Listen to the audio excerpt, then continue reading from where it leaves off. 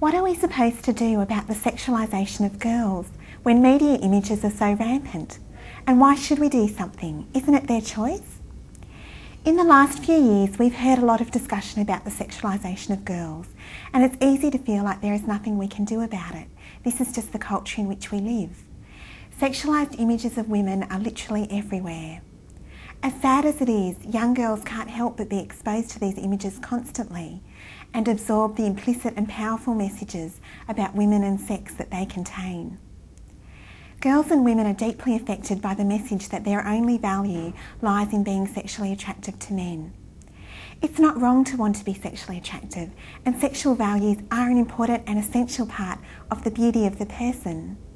But as John Paul II explains in his great book, Love and Responsibility, we all suffer from a brokenness that tempts us to see sexual values as the only values, to see people as bodies to give us sexual pleasure and not as persons to be loved and cherished. The sexualisation of girls in our culture reflects the brokenness of humanity, where we see and value only the body and not the whole person. Now, it's true that the sexual exploitation of women in the media is not something new, but because our society has become more and more visually saturated, the impact of these images today is collectively much greater and more intense than in the past. Today, we not only consume print, television and film images. Billboards, internet, mobile phones and Facebook have proliferated the number of images of women we're exposed to on a daily basis. There has also been a massive cultural change in the marketing of sexuality to young girls. TV shows, movies, magazines, fashion and other industries that traditionally market to young girls have become more and more explicit and sexually conscious. Sexualisation is not something girls choose to do or participate in. It is a sexual self-consciousness and anxiety which is prematurely and inappropriately imposed upon them by the culture. And this has devastating effects. To grow into a healthy sexuality, we need to develop as whole persons. We need to discover life and all it has to offer. We need to find ourselves before we can give ourselves. Young girls should be able to enjoy their childhood and not have sexuality imposed upon them. Every person needs to grow into it at the proper pace that God has planned for us. We need to grow and develop the emotional and moral maturity to recognise the sublime meaning and beauty of sex and its proper place in marriage between a man and a woman.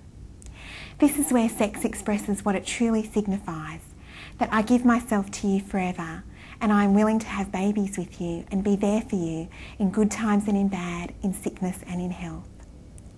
Sexualisation at its heart is the message that the only thing good about me is how hot and sexually attractive I am and how much sexual pleasure I can give someone.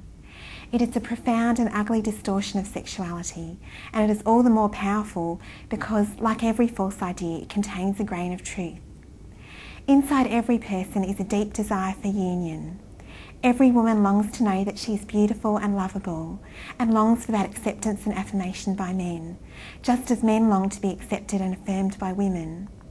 But for women, we are particularly vulnerable because we internalise things more easily, and we more readily believe negative messages that we're not good or beautiful or lovable or sexy enough.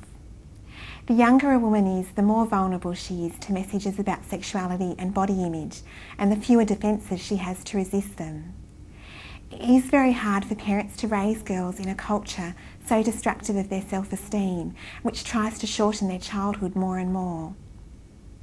The prevailing message to women and girls in our society, the message they are bombarded with on a daily basis, is that I am only valuable if I can be attractive and if men want to have sex with me. Now, there are some people who say, why are we getting so worked up about this? We don't want girls to grow up thinking sex is bad or they should be ashamed of their bodies. And they are right.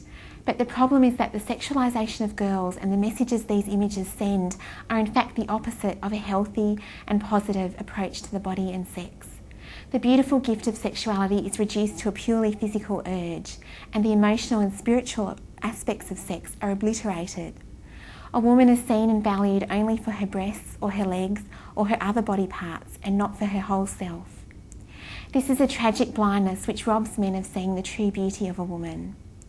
Girls desperately need to hear the truth that they are beautiful, that they are loved by God, and that their bodies are a great gift to be given in love as part of a lifetime commitment, and that there are good men out there who will see your beauty and love you for who you are. The sexualisation of girls is not their choice, but something imposed on them by the culture they live in, by their peers and even their families who are influenced by that culture. We know we should do something about this, but what can we do? First of all, check out www.demandyourdignity.com, which is called a website for women from the men who love them. There are many, many great guys out there who truly love and respect women and truly see our dignity and our beauty. They don't want us to absorb these terrible messages about ourselves. And this can be a powerful tool to remind girls that not all men think this way about women. That a good man will always love you for who you are, and he will love all of you, your body, your heart, your mind and your soul.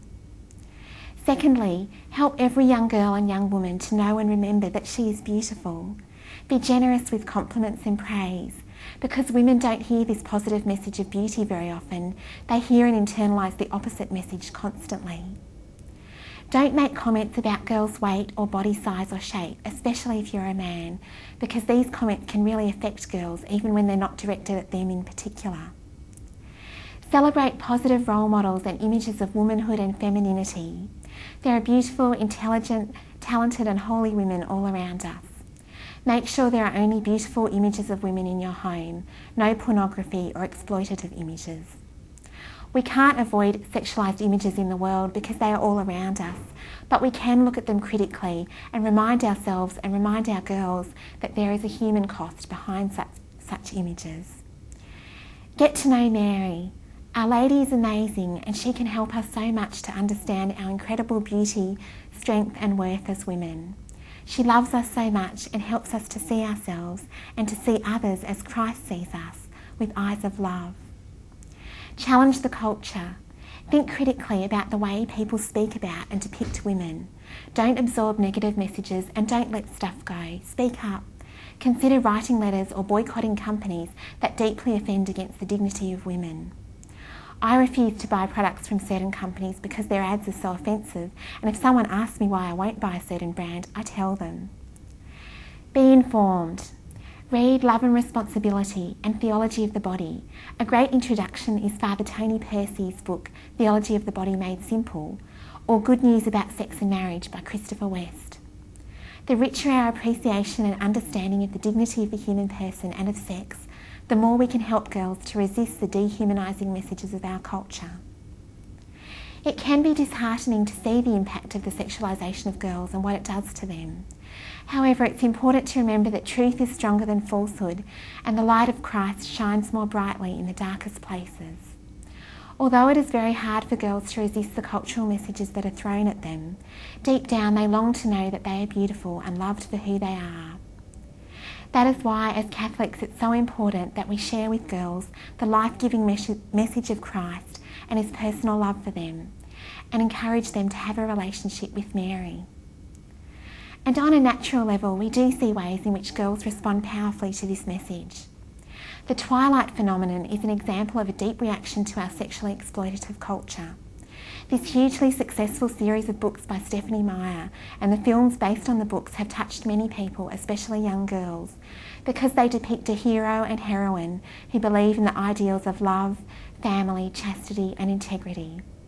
Edward, the hero, has become the new Mr. Darcy of our time because he is the model of a good man who sees woman as a gift and he loves and honours that gift. The heroine, who is appropriately named Bella, meaning beautiful, is a wonderful role model for girls because she is not a typical, highly sexualised image of young womanhood that is so popular on TV, magazines and in the movies. She is not glamorous or provocative or obsessed with being sexy and hot.